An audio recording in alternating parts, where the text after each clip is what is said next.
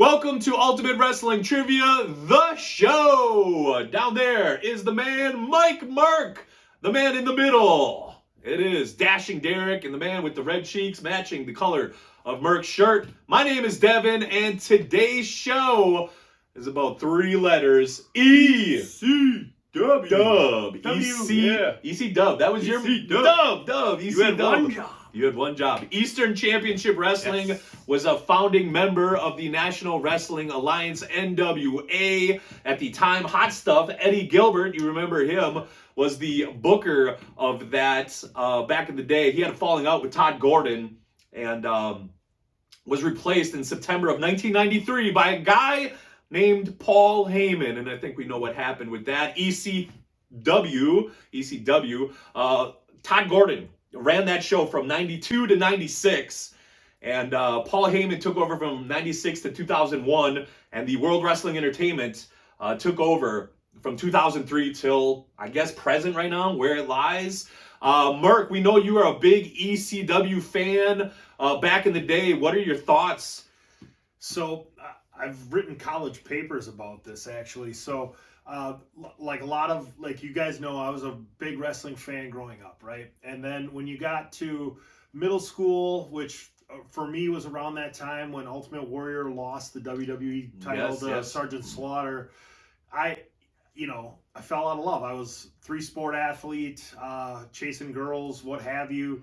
My interests in wrestling started to wane, which I think happens to a lot of, males probably at that age. Sure. And then one night, I believe it was my junior year of high school, I came home. My parents had a big C-band satellite dish where you got the regional sports networks. And I was watching, I believe, Madison Square Garden Network or Sports Channel Philadelphia at like 1, 2 in the morning.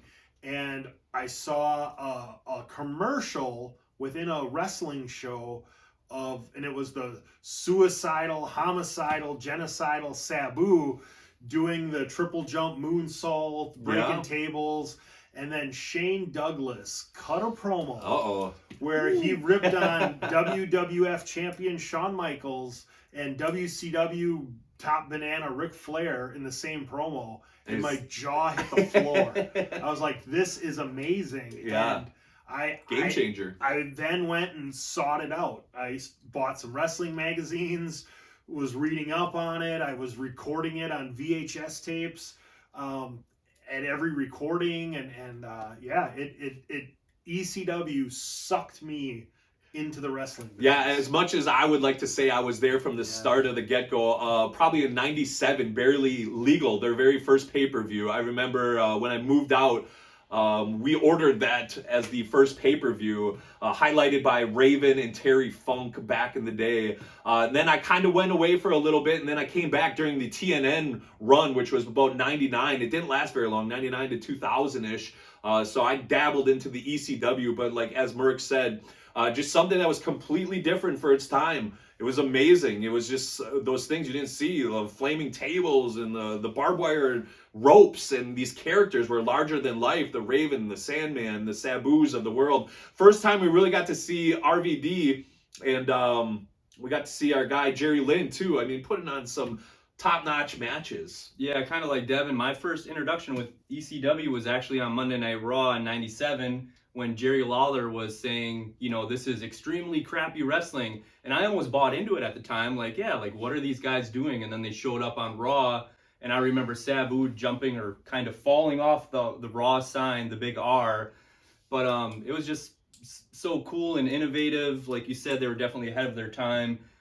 And then eventually the TNN show in 1999, I would, stay up late at night, midnight, 1 o'clock, and definitely catch out some of those shows. All right, so fire up your peacocks. Shortly, we're going to do a watch-along. We're going to take you back to 1995 Gangsta's Paradise, where Rey Mysterio made his debut against Psicosis. But in the meantime, we have ECW Rhino. He's on the show today with some Ultimate Wrestling trivia. Check him out. Gore! If you follow my career, you know I'm from Detroit, Michigan. I've wrestled from football stadiums to Madison Square Gardens and even Joe Louis Arena. But one of the best arenas and places that I've wrestled is the ECW Arena. Now, what is the address to the ECW Arena?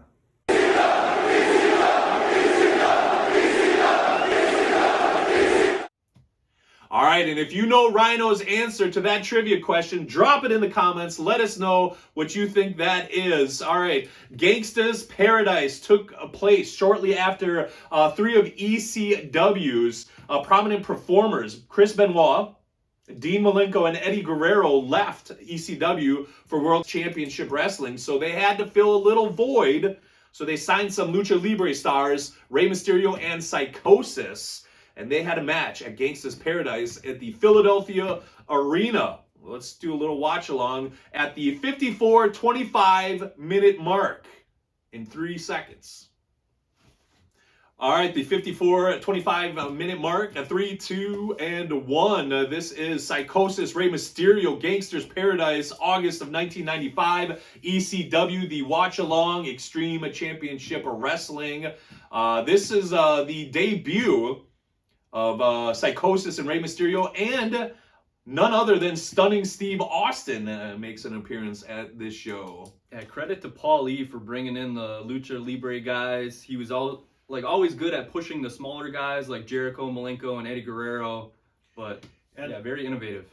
And legend has it that the reason they're there is because of Conan.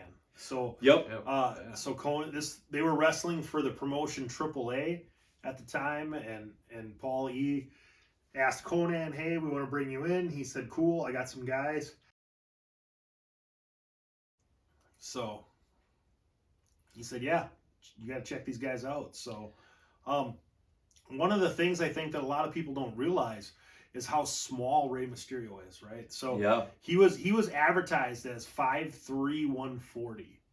So tiny guy, tiny. Yeah, not a big fella. So 1995 wrestling is still very much the land of the giants. Right. So already there's over the guardrail. Yeah. Guardrail's pretty close there. I was just going to say, there is not a lot of room between the ring and the guardrail. ECW really got that intimate setting, like right on top of it.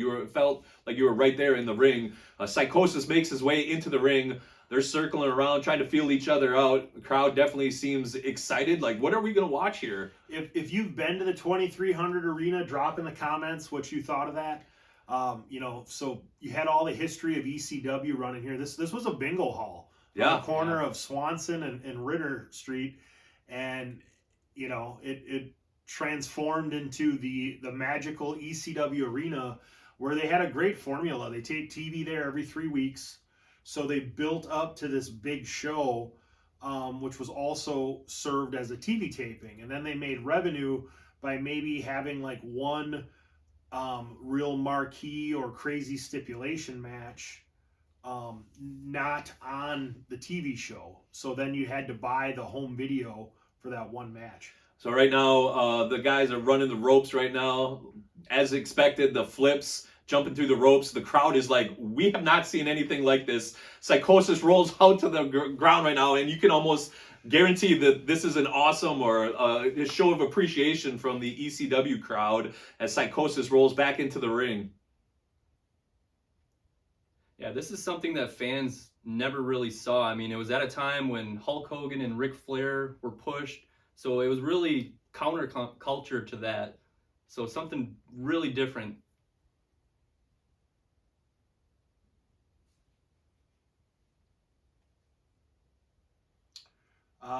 The wild and crazy mane sticking out of the Psicosis mask, that's his actual hair. Right, okay. So, wild. So unlike something maybe you remember when Kane took his mask off, the hair was connected to the mask. That's actually legit hair right there.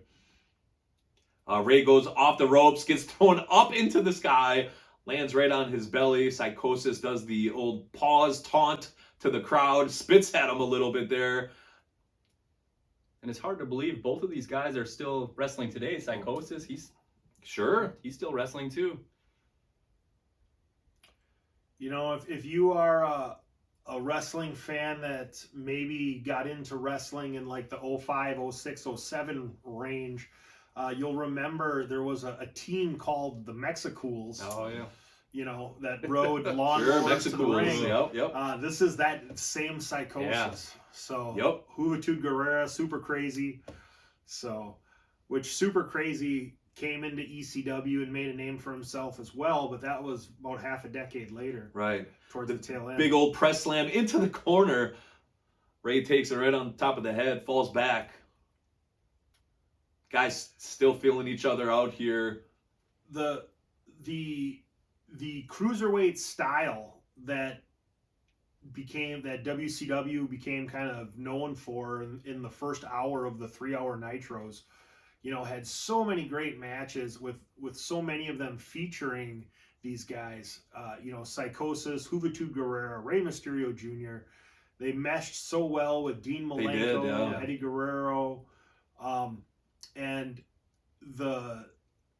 that same style, the quality of those matches hold up so well. Yeah, to this day, you can definitely go back and watch any of those, and they live up to the test of time, absolutely. Nice little chop into the corner there by Psicosis.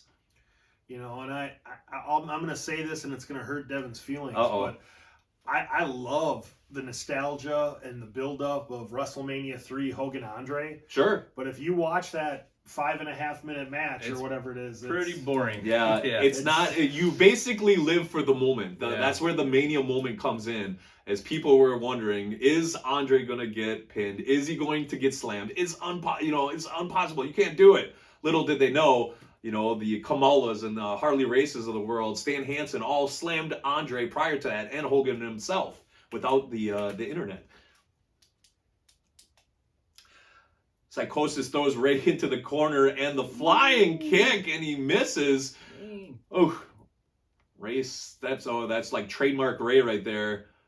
Wild. Off the top, gets the 2 count. Wow, man, something else. So few wrestlers were doing springboards. Yeah. And then to do a springboard into a hurricanrana, into a roll up. That's just nuts. so effortlessly, just jumps right up on top of his shoulders. You know, we're watching this without audio, but I promise you the ECW arena is going bonkers. Oh, yeah.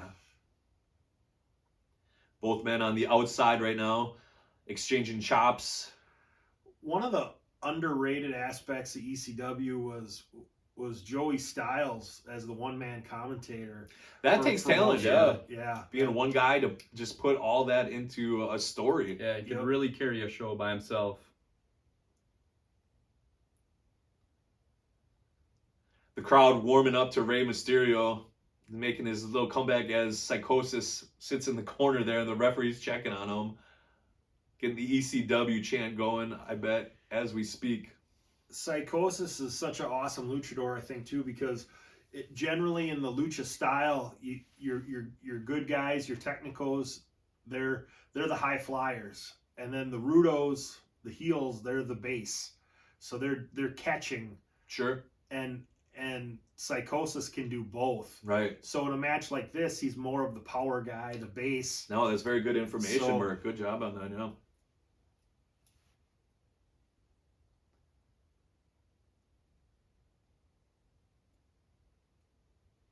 Psicosis going up top. Drop? This could be the leg drop. He's looking out into the crowd. The height. That's got to be a tough bump to take. Some people call that the Alabama Jam right there from Bobby Eaton. Psicosis only getting the 2 count. Holy smokes. What a maneuver. You know, Hulk Hogan's talked about how his spine is allegedly shrunk from 6'7" to 6'4", 6'3" now, taking all those leg drops. This guy's just jumping off the top rope like it's nothing. But there is something to that. Bobby Eaton said something similar at the end of his career too. That was the Alabama Jam when Bobby Eaton did it. Well, Ray's on the outside. Not a lot of room. Psicosis. Oh, gosh. What's going to happen? Into the chair. Oh, okay. Ouch. Woo. Yep. Yeah, even having a mask on, that's still not going to protect you. That still hurts. Jerome Bettis Rams jersey in the front row. Oh, yeah. Shout out to JB, the old Notre Dame running back. Hall of Famer. Super Bowl champion. Super Bowl champion. Yeah, he Dude. did it right. Look at New York, Philly's finest on the outside too. Watching the wrestlers, making sure nobody jumps the barricades. Both guys crawling back in, man.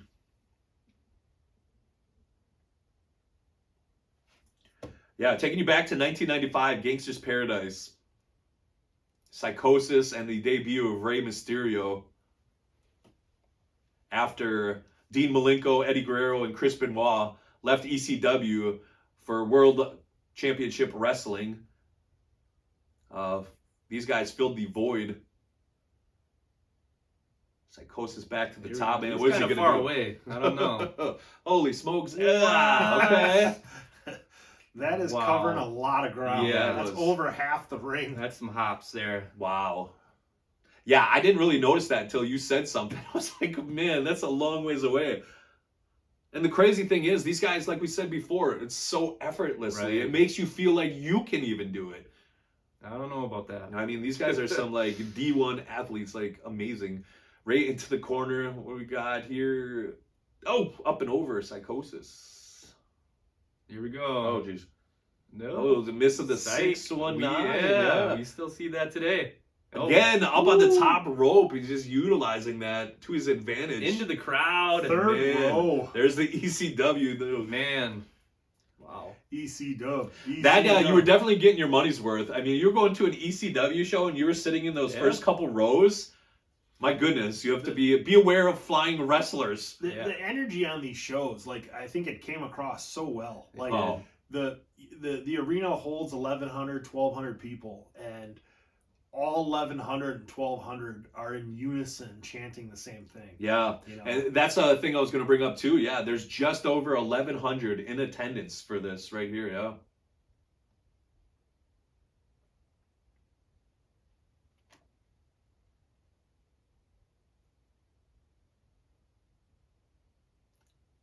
Two, three. Oh, and he Got him. got it. He got Wow. it. The old Hurricanrana off the top rope, pinning him, winning his debut match Wow. in ECW. Yeah. Rey Mysterio. That definitely still holds up today. It really didn't even set in until you said that, Derek. Rey Mysterio is still going to this day. This was 1995. It is now the year 2024, and the man is still performing at top levels. Absolutely insane. Yeah, Dom was just a twinkle in his eye. All right, that wraps it up for our show today. ECW. Any final takes on ECW? One thing that I look back at ECW is how they utilized the music. You know, having Enter Sandman come out with the entrance. New Jack, you know, playing his song throughout his entire match. Tommy Dreamer. I know with like copyright issues, that's not something you can quite do today, but it was still very cool and innovative. Plus, you have the FTW title, which you know was invented in ECW, and You still see it, yeah, it's in still here today, AEW. so it's kind of cool. You still hear fans still chant ECW to this day. So I mean, it's definitely had a legacy that's, you know, stayed with the professional wrestling world. Absolutely, and the list of wrestlers that got their start in ECW is so long, and you wouldn't know Rob Van Dam or, you know, the Gangstas, New Jack, Tommy Dreamer, Mustafa, all those guys, Chris Jericho, Saturn, was another yeah. one, No. who what they did in that company, or they took other people, maybe like a Raven who was Johnny Polo, but ECW made him a main eventer, and it allowed him to get paid. Everyone's favorite Don Callis in there too as well. So, like, it was such an opportunity, and you know, Paul Heyman, Paulie Dangerously back then, was such an amazing booker.